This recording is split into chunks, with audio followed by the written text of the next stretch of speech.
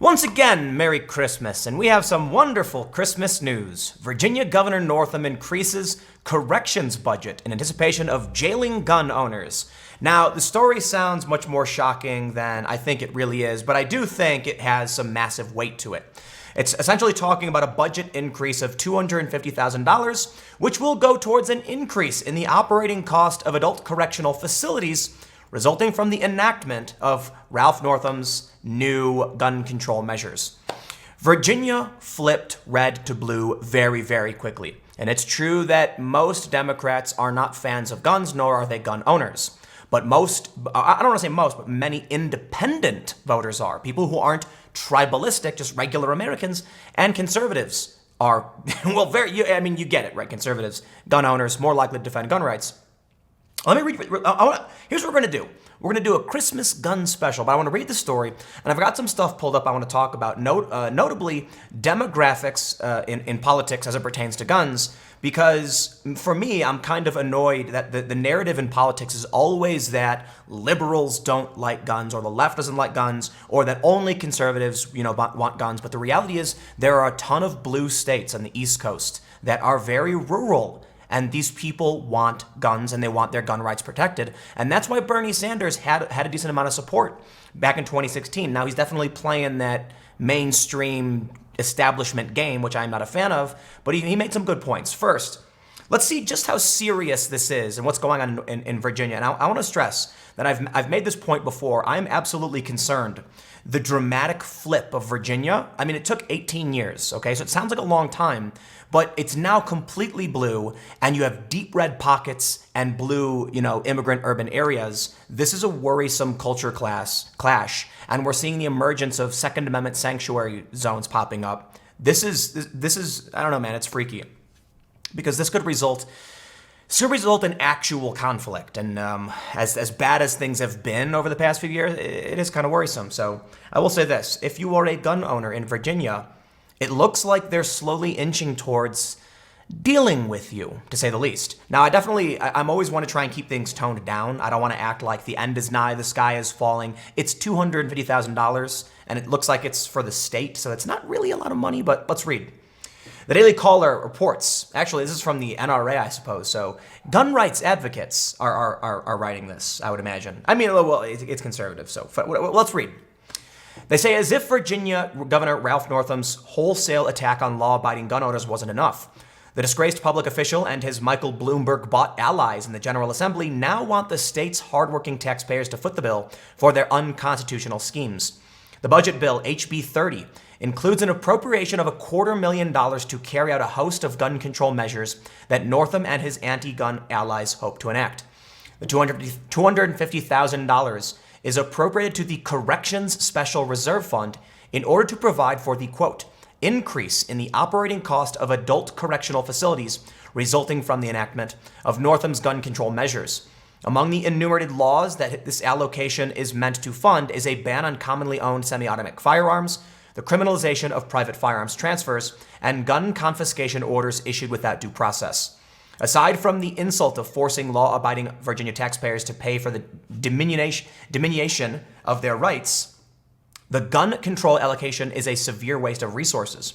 Northam's Bloomberg-backed gun control measures will not make Virginia safer. Okay, I got a lot of problems with this article, and it's really annoying for me to read. I don't like that they keep saying Bloomberg-backed, and it's like very sensational and bombastic. The Daily Caller is mostly credible, and there's very few outlets that are actually talking about this appropriation.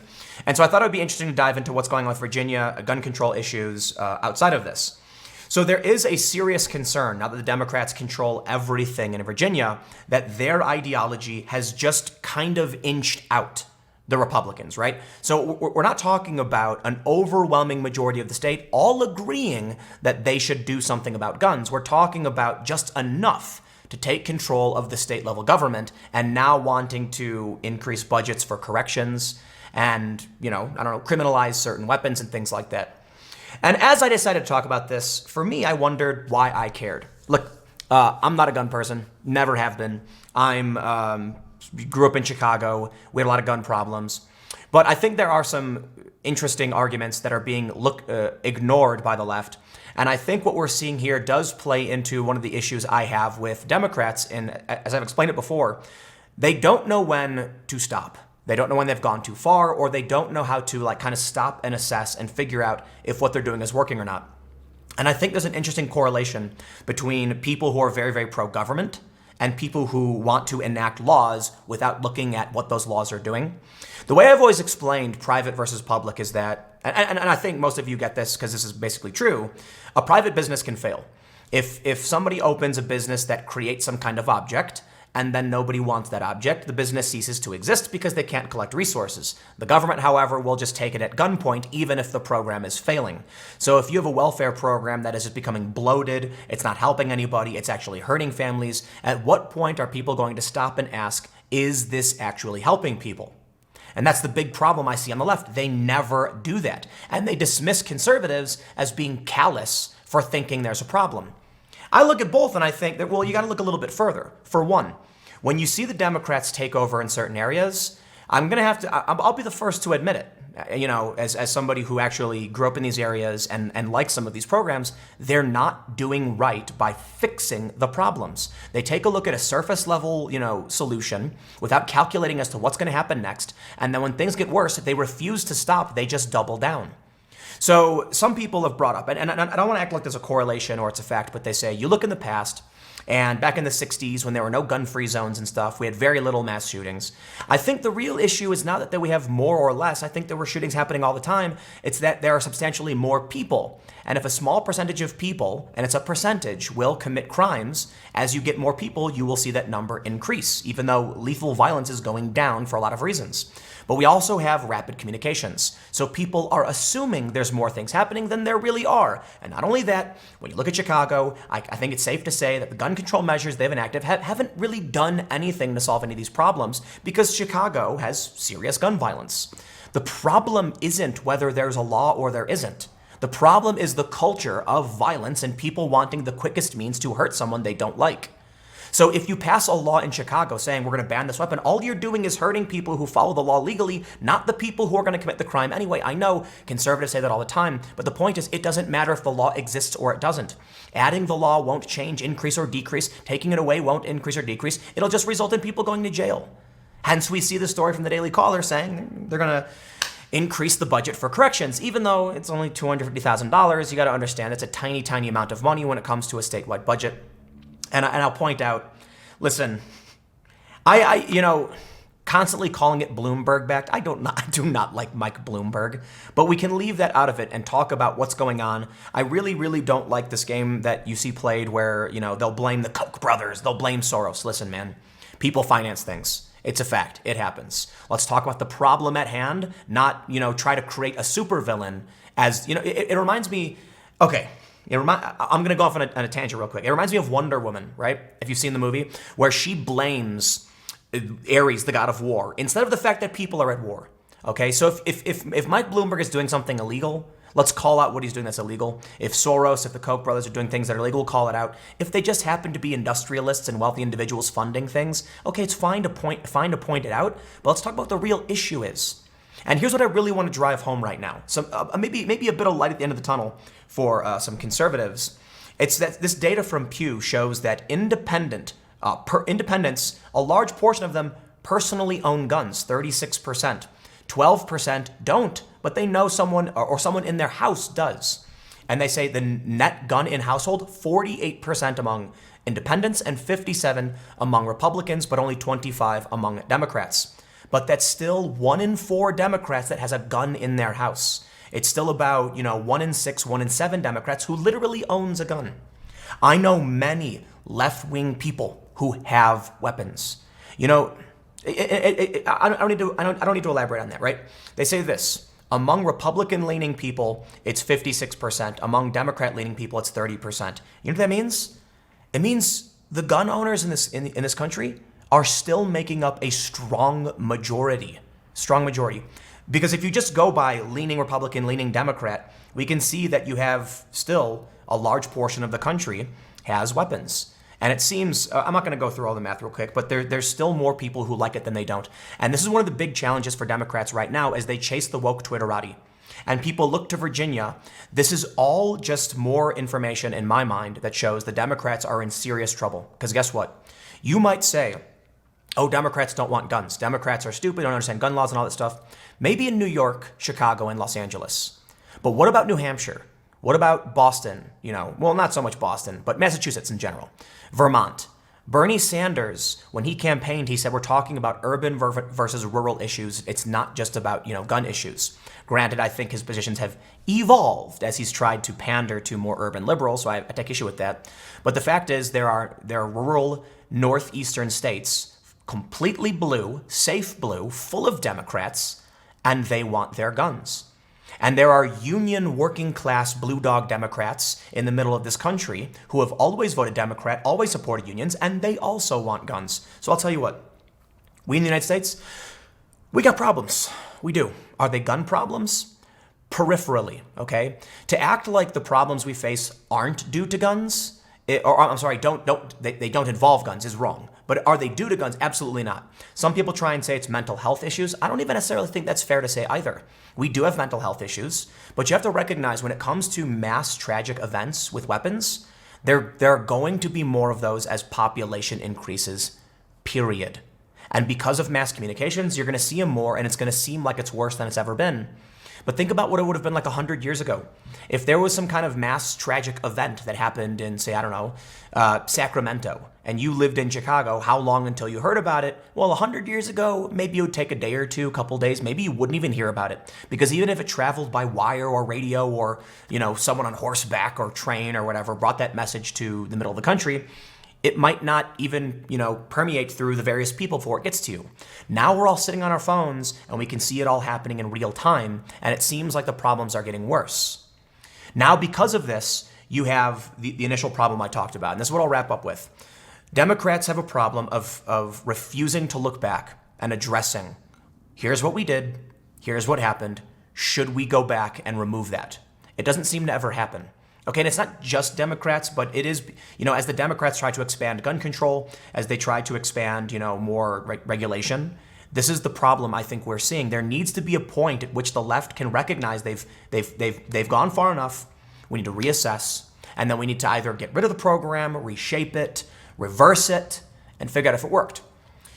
Long story short, the main point of this is I do want to make sure it's like, The reason why I want to talk about Virginia is that it's freaking me out. It really is freaking me out. I don't know if you're freaked out by it. I know a lot of gun owners and 2A people are freaked out by it. I am not a gun person. I likely will never own one, and I do lean in favor of gun control laws.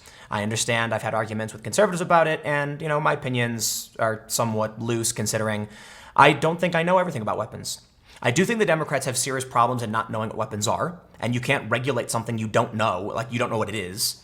But I think the bigger issue, which really freaks me out, is that Virginia is making these changes very rapidly, very aggressively, and they're telling people basically, we don't care what you think. And so this is the danger of rule by, oppression by the majority. If certain urban areas are now dominating the political, landscape, and it's giving power to people who are ideologically very, very far away from the average American, or at least the slight majority of Americans, you're going to start seeing people take action that's very, very unpopular. But more importantly, when we look at, say, red flag laws, this is why Virginia is freaking me out. With the enactment of red flag laws, those who aren't familiar, basically laws saying someone can go to a court, say they think you're dangerous, and the police can come and confiscate your weapons. That is nightmarish and dangerous, and it should not be done. And it's already resulted in people dying. What was the point of passing this law if people who otherwise wouldn't have committed any crimes or hurt anybody are now dead because of it? That's scary. I understand the idea of a red flag law. On the surface, it makes sense. Is it going to work? It probably will not because of 3D printing and 3D milling, and people can make these things at home and they can get ghost weapons and ghost ARs. This is not the solution.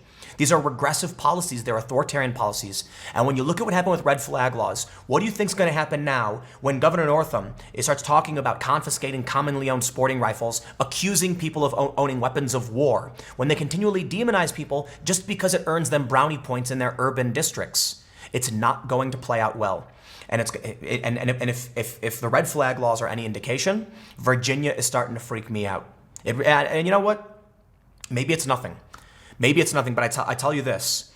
if there are people who have deep-seated beliefs about their right to own weapons and why they're allowed to own them, and they're law-abiding citizens who do no harm, I think people should be trained. Absolutely, you got to, accidental deaths are a serious issue, and people should be held accountable. When kids get a hold of things, if they're not locked properly, if they're not trained properly, you got to take serious responsibility when you're holding that much power, and it is power. But when you take people who hold these views, and then you put in power people who don't care. They don't know anything about your culture. They don't know anything about your weapons. They don't believe what you believe. And they start imposing laws, or regardless of whether I impose the laws, they announce they're going to increase budgets to come and arrest people. We're looking at dominoes falling over in a dangerous direction. And as we've seen over the past few years with the dramatic escalation of political violence, political partisanship, the last thing we need is this: overzealous, ideological, and ignorantly driven laws and a threat to gun owners. Look, man, I don't have a weapon. I don't plan on owning one. I get why people do own them, and I try to listen to them because I really want to figure out a solution. But the solution is not to say, perhaps we should increase the budget on how we detain and arrest people who want to exercise their Second Amendment rights. Because even if you just say that, you will find people rushing to the store, buying guns, and saying, pry it from my cold, dead hands. It is rhetoric that adds to the escalation, and that's something we do not need right now. So I'll tell you what, man. Too many people I've talked to do not know anything about weapons. And I'll be the first to admit, I know very little too. Relative to these people who actually train, buy weapons, most of you who watch, who actually own weapons, who've actually put them together, taken them apart, cleaned them, gone to training, I know very little. I know one thing.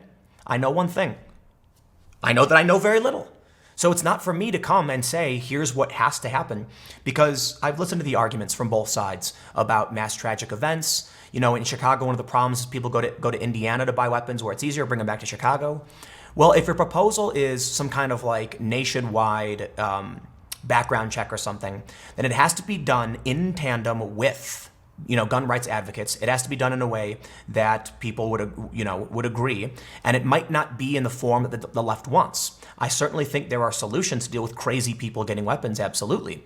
The problem is, at the end of the day, there's not going to be any one solution both sides will agree to. And I understand the argument from the right being that you give the left an inch and they'll never stop. And that's true. And this is an example of it. That's the point I was making. Once they enact that program, they won't stop and check to see if it made sense. So now we can see that gun-free zones have a lot of gun violence. Maybe not relative, but there tends to be gun violence in gun-free zones. The argument then would be that it didn't do anything. Should we then stop and assess and say maybe that didn't make sense? Anyway, you get the point. I don't talk about guns a whole lot. It is admittedly a slow news period, but I've got some stuff to talk about. So I figured I would talk about this. I don't want to act like it's the end of the world, but I will stress that point that this stuff kind of freaks me out, because if you think people aren't serious when they say my cold dead hands, you need to look up these stories about red flag laws and what literally happens when the police show up randomly saying turn over your weapons. People say no. And there is no reason for us to escalate to that point. And at a certain point, the government needs to take responsibility for causing that situation. But what can I say, man? I don't own a weapon. I just know that we need to have a system where. I'm gonna wrap it up. This will be too long. My point is, policy wise, people say like, oh, here comes Tim defending guns again. He must be a conservative. It's like not in the least. One in 4 Democrats lives in a house with a gun. 1 in 6 or 7 actually owns one. Okay, and the Democrats seem to think they're ideologically, walking in lockstep. They're not. This is going to be bad for them come 2020, I assure you. And it was said when Beto O'Rourke said he was going to come and confiscate your weapons, there was one Democrat who said that will haunt them for years to come, for generations to come. I'll wrap it up. Stick around. I believe I will have another segment coming up at 4 p.m. on my main channel, youtube.com/Timcast. Thanks for hanging out, and I will see you all there.